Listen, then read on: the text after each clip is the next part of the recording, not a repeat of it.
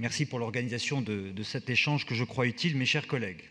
Depuis plusieurs semaines, les actes homophobes et transphobes se sont multipliés de façon inquiétante dans notre capitale.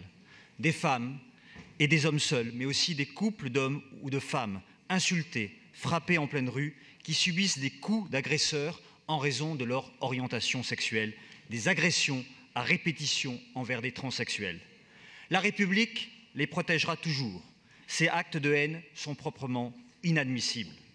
Face à la recrudescence de ces agressions ciblées, j'ai interpellé le gouvernement à l'Assemblée nationale le 17 octobre dernier pour que des mesures urgentes soient prises afin d'assurer leur sécurité. Malheureusement, cette sombre série de violences à l'encontre des personnes LGBT continue à semer le trouble et l'angoisse chez nos concitoyens.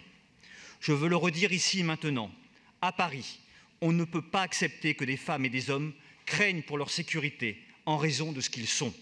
Paris sera toujours, pour elles et pour eux, la ville de l'ouverture et de la tolérance. Je veux dire ici avec force qu'à Paris et partout dans notre pays, chacun est libre, oui, chacun est libre de vivre sa vie comme il l'entend.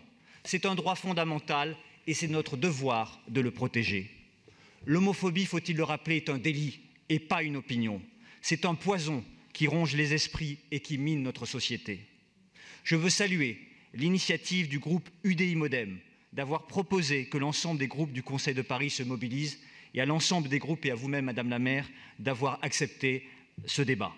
Il était essentiel que nous envoyions un message d'union face à la radicalisation des esprits et de la violence. Nous devons bien entendu poursuivre et amplifier l'effort d'information, de pédagogie et d'éducation pour lutter contre les stéréotypes et les discriminations.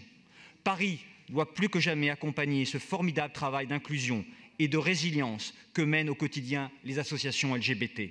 La ville doit les soutenir dans ce moment où elles en ont le plus besoin et leur donner les moyens d'agir durablement. Mais il y a aussi une urgence. Cette urgence, c'est celle de protéger ces femmes et ces hommes qui sont victimes d'insultes, de discriminations et d'agressions physiques. J'ai ainsi proposé que chaque commissariat dispose d'un référent formé à la prise en charge de ces actes ciblés. Le gouvernement a d'ailleurs annoncé être prêt à mettre en œuvre ce dispositif. Il faut maintenant que cette mesure soit rapidement opérationnelle. La force de notre ville-monde est d'accueillir toutes les identités et toutes les différences, de permettre à chacun d'exprimer ce qu'il est et de s'épanouir comme il l'entend. À Paris, on peut revendiquer son droit à la différence.